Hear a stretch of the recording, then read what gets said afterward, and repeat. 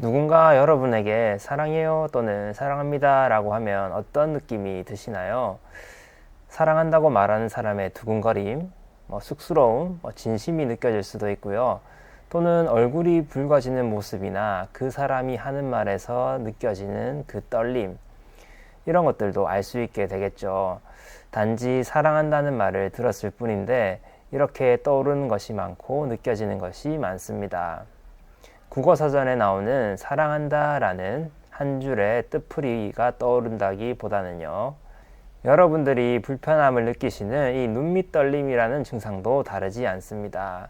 단지 눈밑 떨림이라는 증상이 있었을 뿐인데 그 밑에 깔려있는 원인들이 여러 가지일 수 있기 때문입니다. 우리가 흔히 알고 있는 이 마그네슘만 찾으러 다닐 일이 아니라는 말입니다. 개인적인 생각이고 추측이지만 병원을 가지 않고 혼자 할 수 있는 방법이 마그네슘을 사서 먹는 일이라서 그런 것 같습니다. 이번 영상에서는 이 눈밑 떨림을 일으킬 수 있는 가능성 있는 원인들에 대해서 한번 살펴보고요. 이 눈밑 떨림이 우리 몸 어디에서 보내는 위험 신호인지 한번 살펴보도록 하겠습니다. 약사의 속마음, 약속 김약사입니다.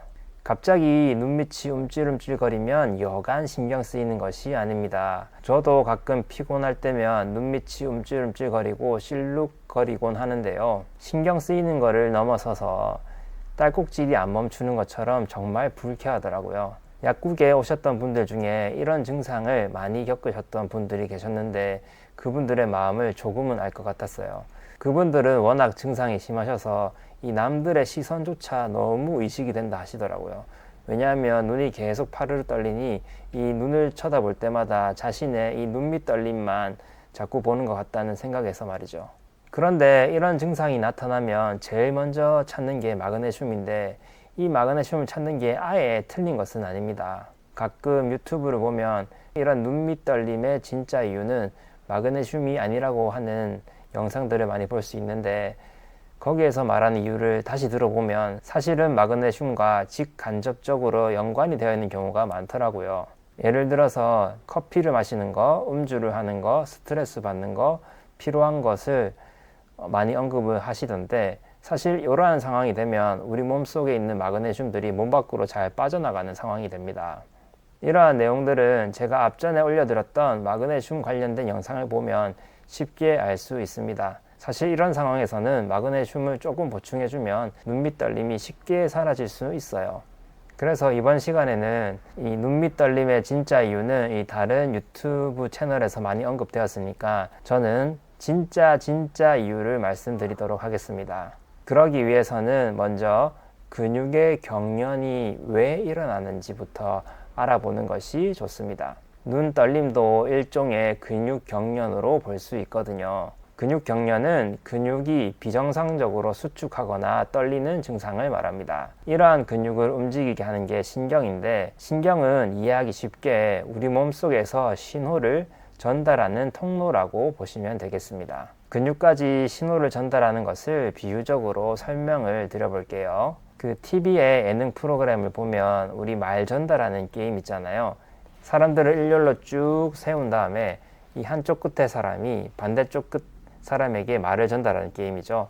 그래서 보통 이 앞사람의 어깨를 톡톡 쳐서 그 앞사람이 뒤를 돌면 이제 귓속말이든 말로 근육 수축해 라고 전달하는 겁니다.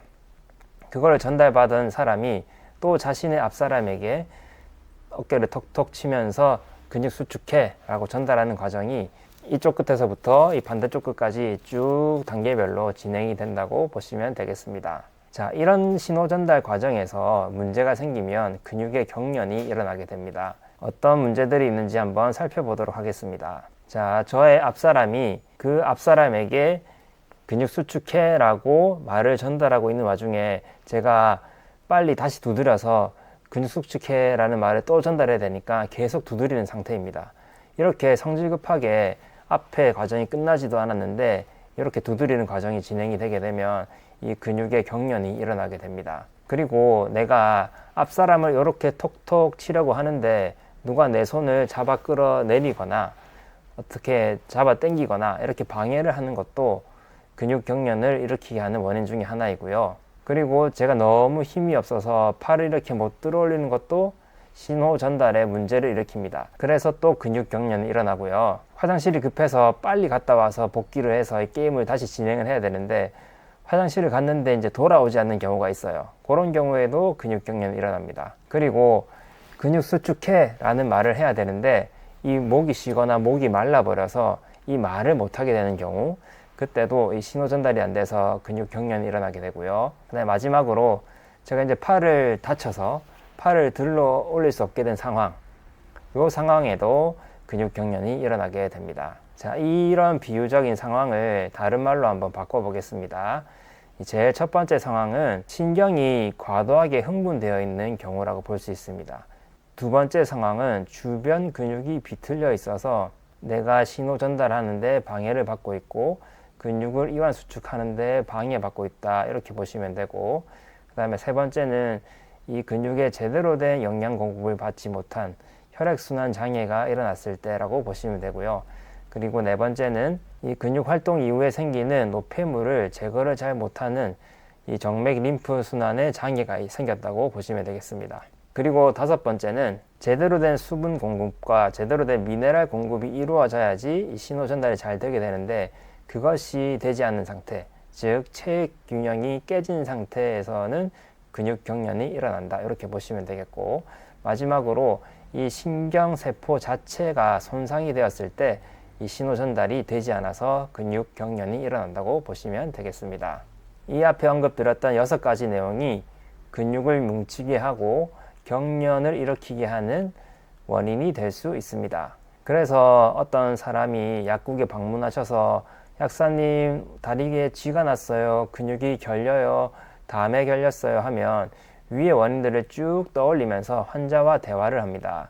물론 개개인에 따라 앞에서 정리한 6가지의 원인에 대한 원인이 또 다 다릅니다. 그래서 그 내용이 너무나 많기 때문에 일일이 그 원인을 여기서 다 나열할 수는 없습니다. 혹시나 내가 어떤 이유로 근육이 잘 뭉치고 쥐가 나고 눈밑이 떨리는지 궁금하시거나 그와 관련된 제품을 추천받고 싶으시면 고정 댓글을 확인하셔서 상담 신청 부탁드립니다. 자, 그런데 이런 원인 때문에 근육 경련이 일어난다는 것을 이제 알겠어요. 그런데 왜 하필 눈밑일까요? 왜 전신에 이런 게 안 일어나고 왜 하필 눈밑이 떨리는 걸까요? 이 의문을 해결하면 이 눈밑 떨림의 중요한 포인트를 알 수 있게 됩니다. 앞에 말씀드렸던 근육 경련을 일으키는 이유 중에 주변 근육이 비틀려 있는 경우에 대해서 말씀드렸어요. 여기에 집중해서 보아야 됩니다. 자, 이 눈 주변의 근육은 이 머리에 붙어 있습니다. 이 머리를 어디가 지탱할까요? 이 바로 목 뒤가 지탱하게 되죠. 그래서 이 목 건강, 경추 건강성이 떨어지면 이 눈밑 떨림이 올 가능성이 있습니다. 왜냐하면 이 눈 주변의 근육이 목 뒤의 근육에 영향을 받기 때문이에요. 다시 말해서 이 목 주변을 둘러싸고 있는 근육이 뭉쳐 있거나 거북목이거나 일자목이거나 이 목 디스크 등이 있거나 자세가 이렇게 삐뚤해서 균형이 맞지 않거나 하면 이 내 몸이 안 좋은 쪽으로 이 눈밑 떨림이 발생하기 쉽습니다. 즉 지금 내 몸은 목 건강이 좋지 않다고 저희에게 신호를 보내고 있는 것입니다. 보통 이런 경우에는 이 눈밑 떨림으로 그치지 않습니다. 관리가 잘 안 되거나 더 진행이 되거나 하면 귀에서 소리가 난다든지 축농증 비염이 있다든지 눈이 건조하고 충혈이 잘 된다든지까지 이어질 수 있고요. 그리고 치통이 생길 수도 있고 잇몸이 부을 수도 있습니다. 이때 어깨 주변의 근육을 풀어주는 제품을 드시면 상당히 효과를 보는 경우가 많이 있습니다. 그런데 이 목 건강이 안 좋은 상태에서 혈액순환 장애가 있다든지 림프순환 장애가 있다든지 그리고 체액 균형이 맞지 않는다거나 신경세포 자체가 손상이 되어 있을 경우 이 접근해야 하는 방법이 다릅니다. 심한 경우에는 꼭 병원을 가서 제대로 된 진료를 받으셔야 되고요. 하지만 초기라든지 그 정도가 심하지가 않다면 마그네슘 외에도 약국에서 써볼 수 있는 것들이 있습니다. 아까도 말씀드렸지만 그런 제품들은 이 사람마다 다 다르게 써야 되기 때문에 사람에 대한 정보가 꼭 필요합니다. 이것이 제가 상담 신청을 부탁드리는 이유입니다.